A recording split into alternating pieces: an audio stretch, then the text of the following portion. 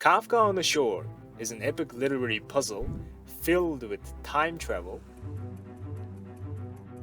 hidden histories, and magical underworld.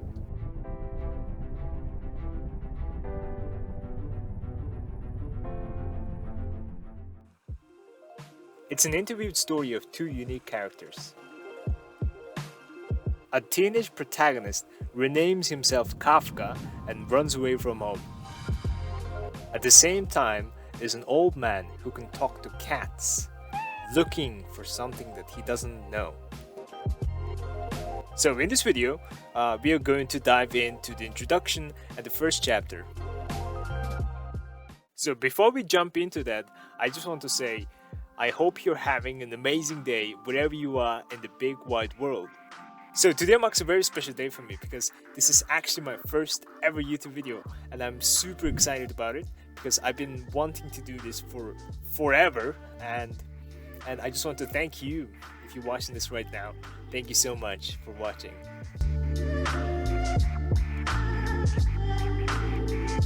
You can pause the video right now and put your own background music on and enjoy the book.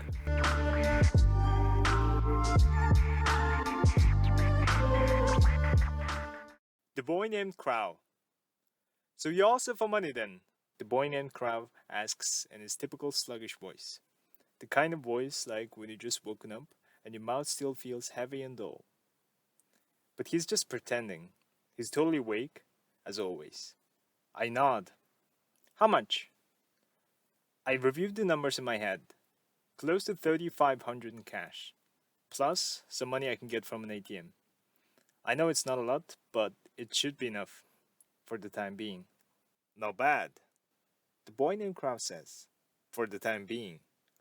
I give him another nod. I'm guessing this isn't Christmas money from Santa Claus. Yeah, you're right, I reply. Crow smirks and looks around. I imagine you settle by rifling drawers, am I right? I don't say anything. He knows whose money we're talking about, so there's no need for any long-winded interrogations. He's just giving me a hard time. No matter, Crow says. You really need this money and you're going to get it. Beg, borrow, or steal. It's your father's money, so who cares, right? Get your hands on that much and you should be able to make it. For the time being. But what's the plan after it's all gone? Money isn't like mushrooms in a forest. It doesn't just pop up on its own, you know. You'll need to eat, a place to sleep, and one day you're going to run out. I'll think about that when the time comes, I say. When the time comes. Crow repeats, as if weighing these words in his hand. I nod. Like by getting a job or something? Maybe, I say. Crow shakes his head. You know, you got a lot to learn about the world. Listen, what kind of job could a 15-year-old kid get in some far-off place he's never been to before? You haven't even finished junior high. Who do you think is going to hire you? I blush a little. It doesn't take much to make me blush. Forget it, he says. You're just getting started and I shouldn't lay all this depressing stuff on you. You've already decided what you're going to do, and all that's left is just to set the wheels in motion. I mean, it's your life. Basically, you gotta go with what you think is right. That's right. When all is said and done, it is my life. I'll tell you one thing though. You're going to have to get a lot tougher if you want to make it. I'm trying my best, I say. I'm sure you are, Crow says. These last few years, you've gotten a whole lot stronger. I got to hand it to you. I nod again. But let's face it, you're only 15, Crow goes on. Your life has just begun and there's tons of things out in the world you've never laid eyes on. Things you could never imagine. As always, we're sitting beside each other on the old sofa in my father's study. Crow loves to study and all the little objects scattered around there. Now he's toying with a B-shaped glass paperweight.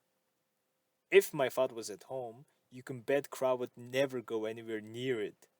But I have to get out of here, I tell him. No two ways around it. Yeah, I guess you're right. He places the paperweight back on the table and links his hands behind his head. Not that running away is going to solve everything. I don't want to rain on your parade or anything, but I wouldn't count on escaping this place if I were you. No matter how far you run, the distance might not solve anything. The boy named Crow lets out a sigh, then rests a fingertip on each of his closed eyelids and speaks to me from the darkness within. How about we play a game? He says. All right, I say. I close my eyes and quietly take a deep breath. Okay, picture a terrible sandstorm.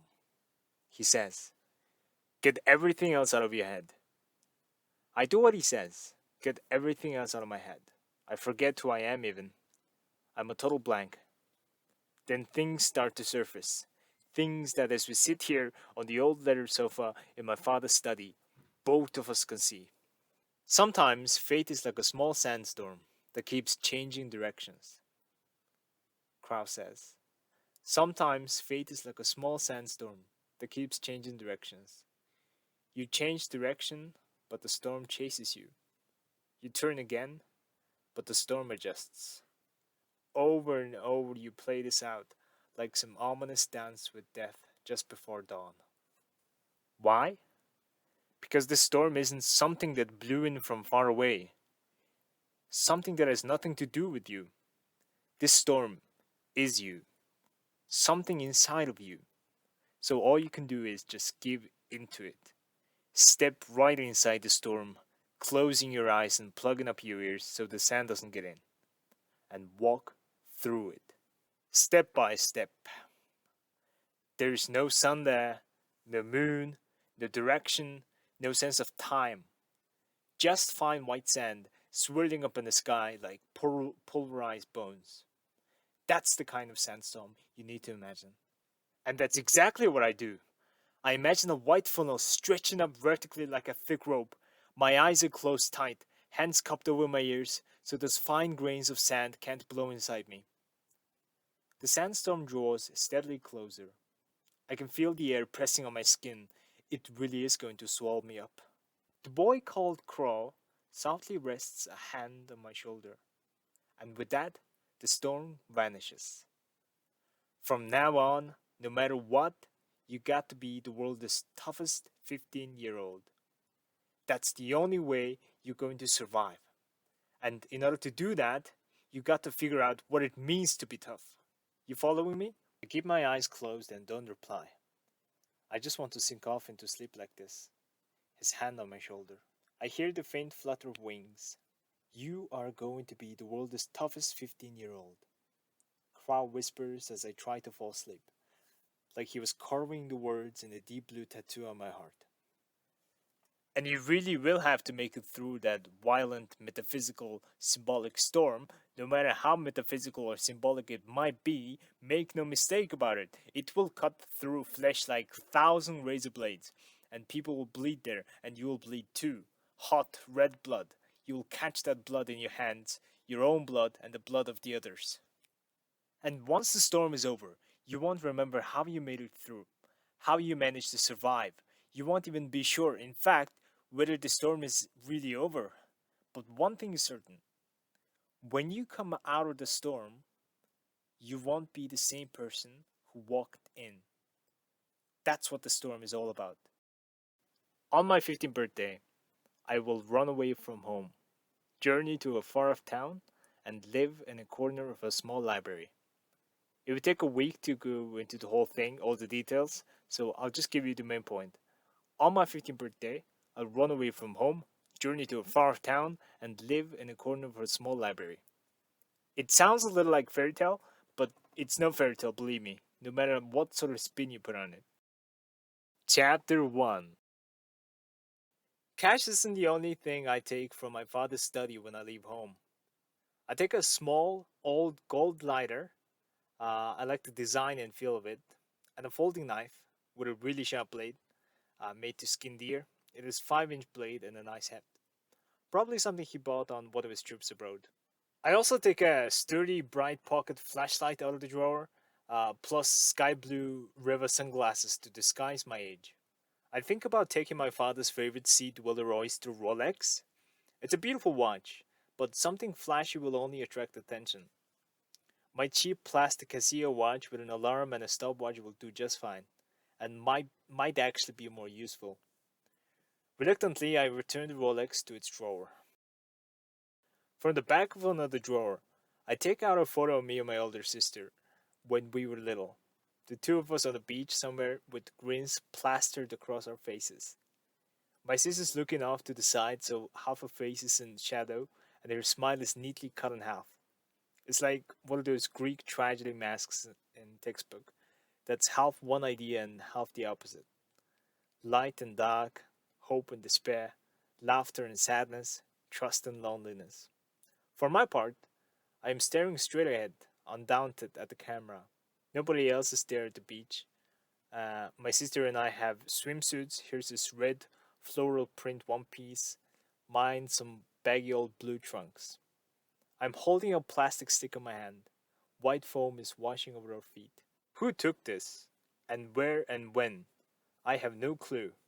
And how could I have looked so happy? And why did my father just keep just that one photo? The whole thing is a total mystery. I must have been 3. My sister was 9. Did we ever really get along that well? I have no memory of ever going to the beach with my family. No memory of going anywhere with them. No matter though, there is no way I'm going to leave that photo with my father. So I put it in my wallet. I don't have any photos of my mother. My father threw them all away. After giving it some thought, I decide to take the cell phone with me. Once he finds out I've taken it, my father will probably get the phone company to cut off service. Still, I toss it into my backpack, along with the adapter. Doesn't add much weight, so why not? When it doesn't work anymore, I'll just chuck it. Just the bare necessities. That's all I need. Choosing which clothes to take is the hardest thing. I'll need a couple of sweaters and pairs of underwear, but what about shirts and trousers? Gloves, mufflers, shorts, a coat? There's no end to it. One thing I do know though, I don't want to wander around some strange places with a huge backpack that screams out, "Hey everybody, check out the runaway!" Do that and someone is sure to sit up and take notice. The next thing you know, the police will haul me in and I'll be sent straight home if I don't wind up in some gang first. Any place cold is definitely out. I decide easy enough, just choose the opposite. A warm place. Then I can leave the coat and gloves behind and goodbye with half the clothes. I pick out wash and wear type things, the lightest ones I have, fold them neatly, and stuff them in my backpack. I also pack a 3-season sleeping bag, the kind that rolls up nice and tight, toilet stuff, a rain poncho, notebook and a pen, a Walkman with 10 discs, got them my music, along with spare rechargeable battery. And that's about it. No need for any cooking gear, which is too heavy and takes up too much room, since I can just buy food at the local convenience store. It takes a while, but I'm able to subtract a lot of things from my list. I add things, cross them off, then add a whole other bunch and cross them off too. My 15th birthday is the ideal time to run away from home. Any earlier and it'd be too soon. Any later and I would miss my chance. During my first 2 years in junior high, I had worked out training myself for this day. I started practicing judo in the first couple of years of grade school and still went sometimes in junior high, but I didn't join any school teams. Whenever I had the time, I would jog around the school grounds, swim, or go to the local gym. The young trainers there gave me free lessons, showing me the best kind of stretching exercise and how to use the fitness machines to bulk up. They taught me which muscles you use every day and which ones can only be built up with machines, and even the correct way to do a bench press. I'm pretty tall to begin with, and with all this exercise, I developed pretty broad shoulders and pecs. Most strangers would take me for 17. If I ran away looking my actual age, you can imagine all the problems that would cause. Other than the trainers at the gym and the housekeeper who comes to our house every other day, and of course the bare minimum required to get by at school, I barely talked to anyone. For a long time, my father and I avoided seeing each other. We live under the same roof, but our schedules are totally different. He spends most of his time in his studio, far away, and I do my best to avoid him. The school I'm going to is a private junior high for kids who are upper class or at least rich. It's the kind of school where, unless you really blow it, you're automatically promoted to the high school on the same campus. All the students dress neatly and have nice straight teeth and boring as hell. Naturally, naturally, I have zero friends. I built a wall around me, never letting anybody inside, and trying not to venture outside myself. Who could like somebody like that? They all keep an eye on me from a distance. They might hate me or even be afraid of me, but I'm just glad they didn't bother me because I had tons of things to take care of, including spending a lot of my free time devouring books in the school library. I always paid close attention to what was said in class though, just like the boy named Crow suggested. The facts and techniques are whatever they teach you in class isn't going to be very useful in the real world. That's for sure. Let's face it, teachers are basically a bunch of morons. But you got to remember this. You're running away from home. You probably won't have any chance to go to school anymore. So, like it or not, you better absorb whatever you can while you got the chance. Become like a sheet of blotting paper and soak it all in. Later on, you can figure out what to keep and what to unload. I did what he said, like I almost always do. My brain is like a sponge. I focused on every word said in class and let it all sink in, figured out what it meant, and committed everything to memory. Thanks to this, I barely had to study outside of class, but always came out near the top on exams. My muscles were getting hard as steel. Even as I grew more withdrawn and quiet, I tried hard to keep my emotions from showing so that no one, classmates and teachers alike, had clue what I was thinking. Soon I'd be launched into the rough adult world, and I knew I'd have to be tougher than anybody if I wanted to survive. My eyes in the mirror are cold as a lizard's, my expression fixed and unreadable. I can't remember the last time I laughed or even showed a hint of smile to other people, even to myself.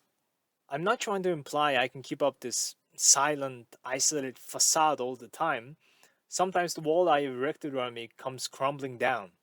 It doesn't happen very often, but sometimes. Before I even realize what's going on, there I am, naked and defenseless and totally confused. At times like that, I always feel an man calling out to me, like a dark, omnipresent pool of water. A dark, omnipresent pool of water. It was probably always there, hidden away somewhere. But when the time comes, it silently rushes out, chilling every cell in your body. You drown in that cruel flood, gasping for breath. You cling to the vent near the ceiling, struggling, but the air you manage to breathe is dry and burns your throat. Water and thirst, cold and the heat. These supposedly opposite elements combine to assault you. The world is a huge space, but the space will take you in, and it doesn't have to be very big. Is nowhere to be found. You seek a voice, but what do you get? Silence. You look for silence, but guess what? All you hear over and over and over is the voice of this man, and sometimes this prophetic voice pushes a secret switch hidden deep inside your brain. Your heart is like a great river after a long spell of rain, spilling over its banks. All signposts that once stood on the ground are gone, inundated and carried away by that rush of water. And still the rain beats down on the surface of the river. Every time you see a flood like that on the news, you tell yourself, that's it. That's my heart. Before running away from home, I wash my hands and face, trim my nails, swab up my ears, and brush my teeth. I take my time, making sure my whole body is well scrubbed. Being really clean is sometimes the most important thing there is. I gaze carefully at my face in the mirror. Genes I gotten from my father and mother. Not that I have any recollection of what she looked like, created this face. I can do my best to not let any emotions show, keep my eyes from revealing anything, bulk up my muscles, but there's not much I can do about my looks. I'm stuck with my father's long, thick eyebrows and deep lines between them. I could possibly kill him if I wanted to. I'm sure strong enough, and I can erase my mother from my memory. But there's no way to erase the DNA they passed down to me. If I wanted to drive that away, I'd have to get rid of me. There's a domain contained in that, a mechanism buried inside of me, a mechanism buried inside of you. I switch off the light and leave the bathroom. A heavy, damp stillness lies over the house. The whispers of people who don't exist. The breath of the dead. I look around, standing clock still, and take a deep breath. The clock shows 3 p.m. The two hands cold and distant. They're pretending to be non-committal, but I know they're not on my side. It's nearly time for me to say goodbye. I pick up my backpack and slip it over my shoulders. I've carried it so many times, but now it feels so much heavier. Shikoku, I decide. That's where I'll go. There's no particular reason it has to be Shikoku, only that studying the map, I got the feeling that's where I should head. The more I look at the map, actually, every time I study it, the more I feel Shikoku tugging at me. It's far south of Tokyo, separated from the mainland by water, with a warm climate. I never been there, have no friends or relatives there, so if somebody started looking for me, which I kind of doubt, Shikoku would be the last place they would think of. I pick up the ticket I'd reserved at the counter and climb aboard the night bus. This is the cheapest way to get to Takamatsu, just a shade over 90 bucks. Nobody pays me any attention, asks how old I am, or gives me a second look. The bus driver mechanically checks my ticket. Only a third of the seats are taken. Most passengers are traveling alone, like me, and the bus is strangely silent. It's a long trip to Takamatsu, 10 hours, according to the schedule, and we'll be arriving early in the morning, but I don't mind. I got plenty of time. The bus pulls out of the station at 8, and I push my seat back. No sooner do I settle down than my consciousness, like a battery that's lost its charge, starts to fade away, and I fall asleep. Sometime in the middle of the night, a hard rain begins to fall. I wake up every once in a while, part the chintzy curtain at the window, and gaze out at the highway rushing by. Raindrops beat against the glass, blurring streetlights alongside the road that stretch off into the distance at identical intervals like they were set down to measure the earth. A new light rushes up close and in an instant fades up behind us. I check my watch and see it's past midnight. Automatically shoved to the front, my 15th birthday makes its appearance. Hey, happy birthday. The boy named Crow says. Thanks, I reply. The omen is still with me, though, like a shadow. I check to make sure the wall around me is still in place. Then I close the curtain and fall back asleep.